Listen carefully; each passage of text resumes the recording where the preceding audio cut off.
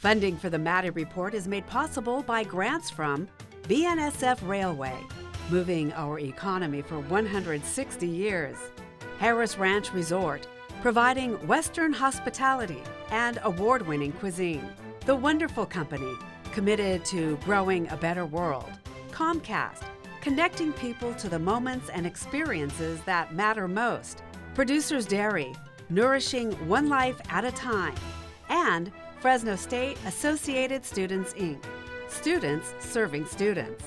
The Maddy Report is also made possible thanks to contributions from Cook Land Company and E&J Gallo Winery. From the Maddy Institute, the Public Policy Institute for the Valley's 4 public universities, this is the Maddy Report with Executive Director of the Maddy Institute, Blake Zante. Welcome to the Maddy Report. I'm Blake Zante, Executive Director of the Maddy Institute and host of the Maddy Report. Today on the Maddy Report, we're sitting down with local city and county leaders from both the City of Fresno and County of Fresno to better understand the functions of our local government. As the 5th largest city in California with a population of over 500,000 people, the City of Fresno plays an important role in California's economy. Similarly, the County of Fresno is home to over 1 million people, is the 10th largest county in California, and is one of the most agriculturally productive counties in the state. Joining us today are Fresno City Council President Annalisa Perea and Chairman of the Board of Supervisors, Supervisor Nathan Magsig. Councilmember Perea and Supervisor Magsig, thank you for joining us today. Great to have you on the show. Thank you, Blake. So let's start, let's jump right in here. Let's kind of understand your respective roles in local government. We'll start with you, Council President Perea. Could you just introduce yourself and tell us a little bit about your role and also kind of what inspired you in public service to run for this position? Yeah, so I'm Annalisa Perea, Council President. I was thankfully elected unanimously by my colleagues on my first year on the City Council as Vice President. And so this second year as a council member, I was able to move up to the council presidency, and it's been quite a big role, but one of the best and most challenging roles I've had as of yet. But what inspired me to run was really public service. And my parents always raised us kids to serve as long as you can, as well as you can, or as long as you can, really. And so this has really just been the job of a lifetime, and it's not for, it's tough. It's a tough job, but I'm just really thankful to have the opportunity to be in the role that I am to serve my constituency. That's great. Well, and I want to also go to Supervisor Magsig. You know, you hold an important role as Chairman of the Board of Supervisors. Similarly, could you just introduce us about yourself and then also what inspired you to run for this position? Sure. So Fresno County is a charter county. There's 5 supervisors that represent the whole county, and we each have districts. I represent the east side. And so based upon our charter, it was my turn to be chairman. So a little bit about myself. I'm a graduate of Fresno State as well. Very excited to be here in this studio and really appreciate the Maddy Institute focusing in on local electeds. Before I got involved on the Board of Supervisors, I was on the council in the city of Clovis. I served there for 16 years on the council, also served as mayor twice. I have a beautiful family, been married to my wife for almost 23 years. We had many classes here at Fresno State together as well. We're raising 3 beautiful sons. One of the reasons why I love being involved in local government is I enjoy leadership, and I see great opportunities to lead at the local level. Being involved at the Board of Supervisors as well as on the City Council have given me opportunities to look at things like the general plan, update those plans, approve different housing projects, which have allowed thousands of people to move into the city of Clovis. That's great, and we'll definitely get into the general plan for both the city and county a little bit later.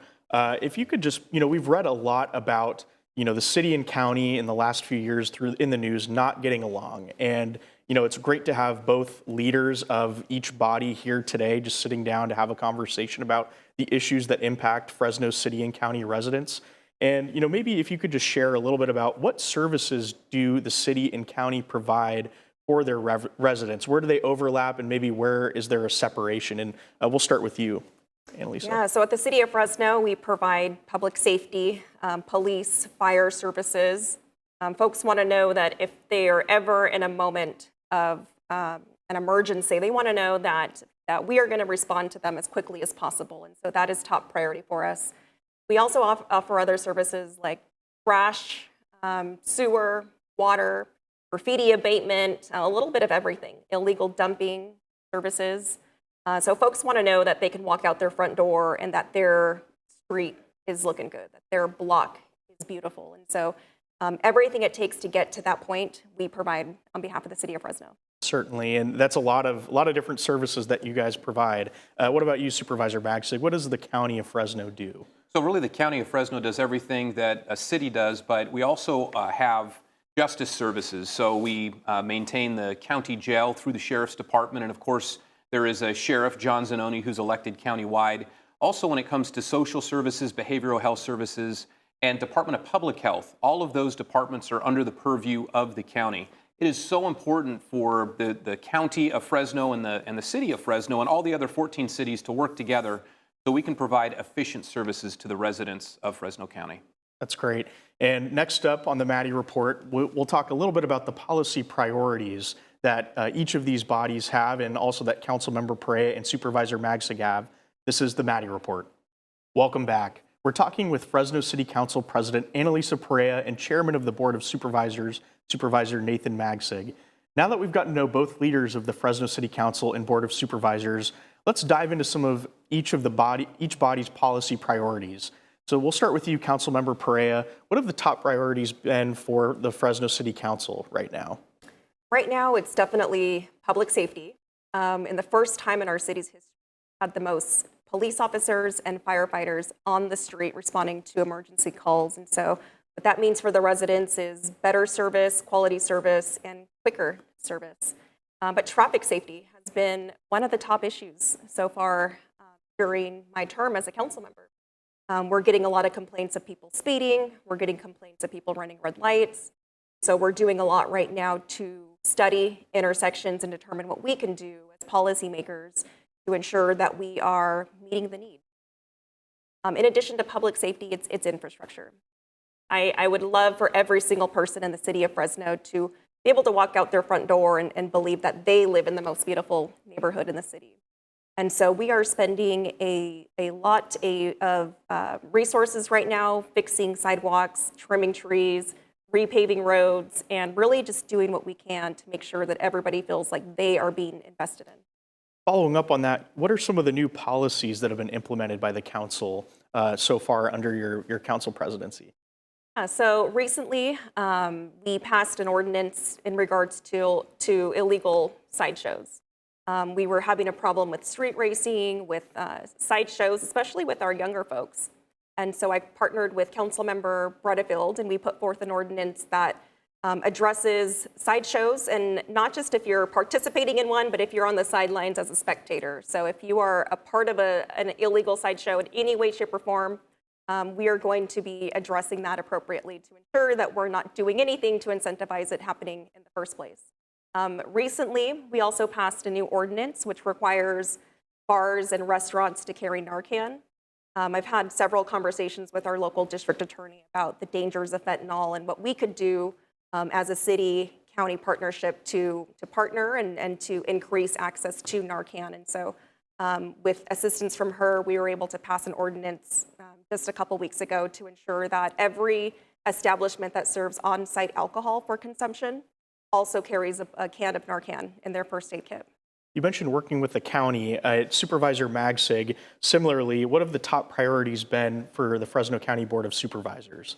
You know, really all you have to do is take a look at the county's budget document to see where a majority of our monies are spent. Our budget's just under about $4.9 billion, and our Department of Social Services consumes roughly close to $2 billion of the total revenues of the county budget. But justice services are a top priority, making sure that the public remains safe.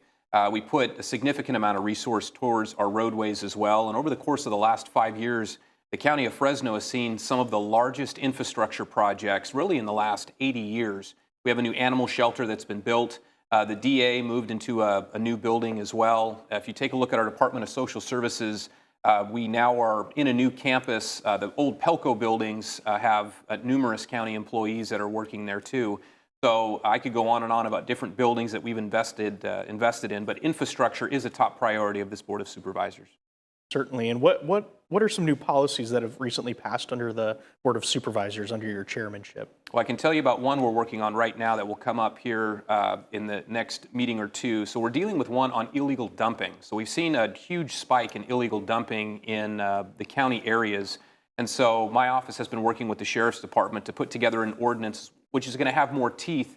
And the whole goal is to try to really dissuade individuals who are looking to maybe dump garbage out in the county areas. Right now, it's very cheap just to take that garbage to the county dump, and so we're going to start a program where we're going to advertise a little bit about just the benefits of taking garbage to the local dump versus dumping out in public areas. I'd like to see impounding of both trailers and vehicles where individuals choose to break the law and again, dump that garbage right out in public areas. Real quick, because we're going to come up on a break here soon, but both of you have the responsibility of chairing the meeting at the Fresno City Council and the Board of Supervisors. And sometimes it is a big responsibility, and sometimes, you can have things get out of hand, or you can have a lot of impassioned constituents come to the meetings. Talk a little bit about that experience. I mean, how do you, conduct the meetings? What are some of the rules that people should know watching the show? We'll start with you, Council President Perea. Yeah, it comes down to just respect. And so as long as people are respecting the order of the meeting, we've changed up the order a little bit, so now we're taking care of city business up front. But I've only had to kick out one person, and unfortunately, he just created a nuisance. He didn't allow us to continue the business of the people, and so we had to escort him out. But for the most part, it's pretty cordial. The meetings are ran very smoothly. That's good to hear. What about you, Supervisor Magsig? Again, I would agree with Council President Perea. It really does come down to respect. And so you lay out the rules early on in the meeting about what the public can do. But I'm one who believes if the public wants to come up and they have a lot of critical things to say about me or others on the board, that's what we're there for. People, I believe in First Amendment rights, even if I'm hearing things that I don't like to hear. So I try to be as liberal as possible when it comes to what people are having to say. But I always want to make sure that we conduct our meeting in a way where everybody has an opportunity to be heard. Thank you both. We're going to take a quick break. Next up, we'll dive into some of the issues that the city and county both cover. This is the Maddy Report. Welcome back. We've been talking with Fresno City Council President Annalisa Perea and Fresno County Board of Supervisors Chairman Nathan Magsig. Both the City of Fresno and Fresno County create general plans to set goals for the community and long-term visions for the future. Let's dive into this a little bit. So, Supervisor Magsig, we'll start with you. The County of Fresno is currently in the process of updating its general plan. Can you talk a little bit about what that process looks like and anything else you'd like the public to know? Sure. So really a general plan is a guiding document for the county. And the County of Fresno has been working on its general plan for over 10 years. And we actually, about 8 weeks ago, approved that general plan at a public meeting. What's in the general plan is it talks about where future growth is going to take place. The state of California also has requirements that need to be included in the general plan. But really that general plan is I call it a living document because it can be modified from time to time. But a general plan is a document, a great document that the public can look at if they want to know how the county is planning on growing into the future and what their priorities are. Definitely. And similarly, the City of Fresno also has a general plan. Councilmember Perea, what should residents know about the City of Fresno's general plan? So similar to the county's general plan, our general plan is the blueprint for growth. So it tells us where we should grow and it tells us really how we should grow. So anything from where we should put single-family homes to multifamily homes, where new parks should be located, new schools, all the way down to air quality policies, to protection of farmland policies, where our future transportation system should be when it comes to roads, when it comes to buses. So really anything that has to do with the future of our city is all laid out in our general plan. And there are a lot of areas of overlap between both the city and county when it comes to the general plan. Things like housing, land use, transportation, agricultural protections, as you both mentioned. How can the city and county both work together to ensure that the goals of each general plan are met? And we'll start with you, Councilmember Perea. It comes down to relationships. And so I have a great relationship with the board chairman. We have coffee from time to time, and we just talk about our shared values, our shared interests, and opportunities for partnership. We do this, I would say, fairly often, and it's really just making those connections and ensuring that we have a good working relationship moving forward. Now, the supervisor and I don't agree on everything, but where we do agree on issues, it's important for us to collaborate to make sure that we're doing everything possible for the people of Fresno County. Supervisor Magsig, what about you? What are some ways that the county and city work together on the general plan, and would you agree with that? So if you look at the general plan of the county, really for the last 40 years, the county has tried to divert as much growth as possible into the 15 cities. And you look at the city of Fresno, the largest city in Fresno County, which now has over 500,000 people. The state of California has what's called the Regional Housing Needs Assessment, and cities are best situated to really accommodate a lot of that future growth because they have the water systems, the sewer systems in place, and so it is critical for us to work together. And I do agree that Annalisa, Perea, and I, we work very closely together on many different issues, and I look forward to our continued relationship working together, not only on the general plan, but other issues as well. Certainly, and let's talk a little bit more about that. So other issues that the city and county work together on, a lot of media attention has been given to the tax sharing agreement, and that's been something that's been discussed for a while, both by local leaders in the media. Can you talk a little bit about, is the city of Fresno and the county going to reach an agreement on the tax sharing agreement? Maybe we'll start with you, Councilmember Perea.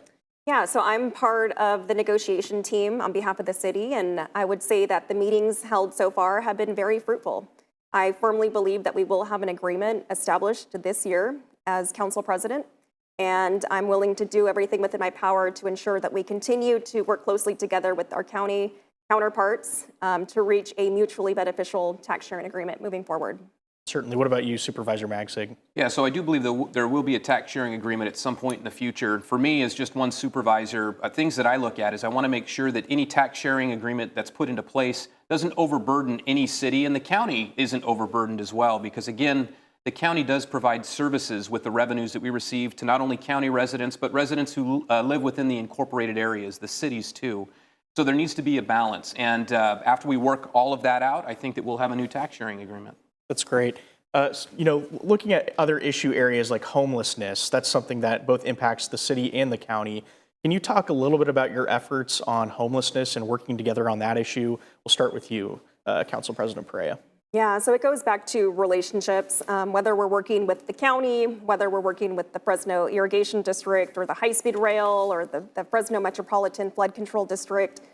We all have properties within one another. And so whether you have an unhoused community on the canal banks or on the railroad tracks or on county property, it's really crucial we work together to ensure that we are addressing those encampment hotspots and ensuring that we're not only clearing them, but that we're giving these folks assistance as needed.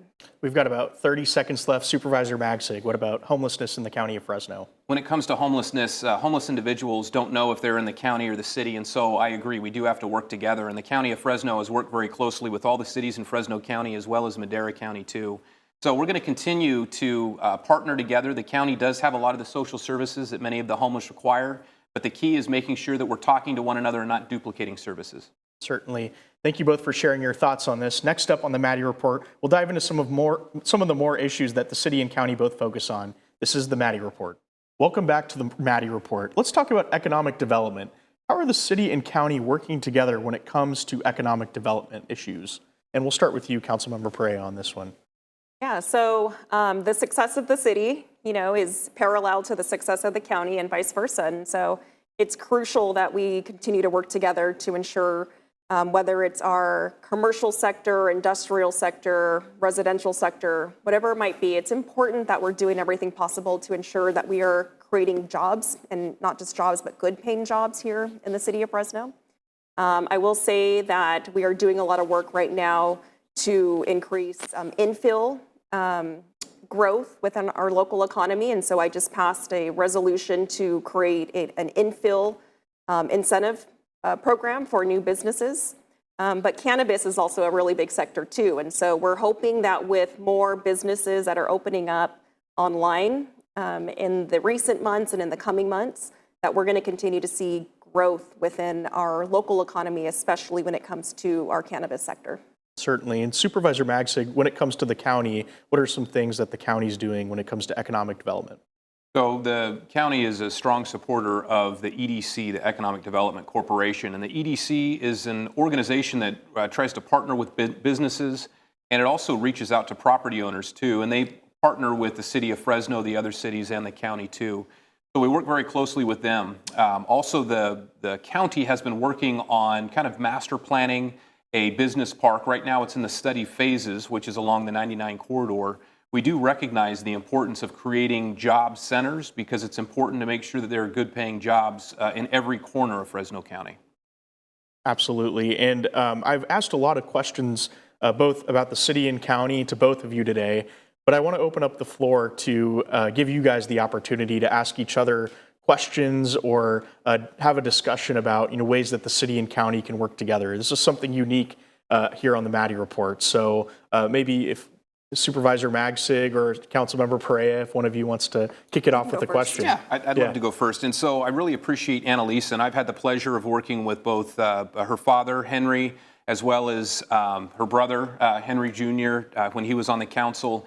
And one of the things that's so important when you work together with another government is to get to know the people, and you need to get to know the people on a personal level. So I've really appreciated just the depth of knowledge that you have, Annalisa, when it comes to planning issues. I find you to be very even-handed and appreciate that. So one question I would have for you that you could share with the audience is I believe that every human being on this planet has unique gifts that have been given specifically to them. So what gifts do you believe that you possess, and are you using those gifts? That's a great question. Man, I think one of my biggest strengths is the ability to see past political beliefs, right? When it comes down to city, county issues, they're not political issues.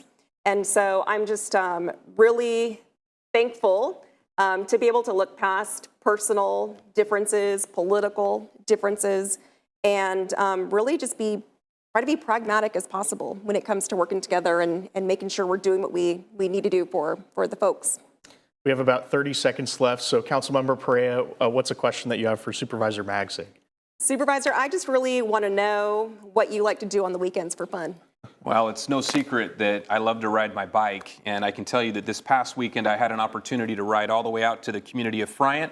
Then I turned around and rode back south, and then I went east out towards Watts Valley Road, and so covered about 56 miles. But I love getting on my bicycle and just looking at the foothills and enjoying the scenery of Fresno County. Councilmember Perea, Supervisor Magsig, thank you both for joining the Maddy Institute today on the Maddy Report. Thank you for joining the Maddy Report. To learn more about the Maddy Institute, visit maddyinstitute.com. Thanks for joining us. The views expressed in the Maddy Report are those of the individuals participating in the program and do not necessarily reflect the views of the Maddy Institute. If you'd like to share your thoughts about today's episode of the Maddy Report, please visit our website at maddyinstitute.com.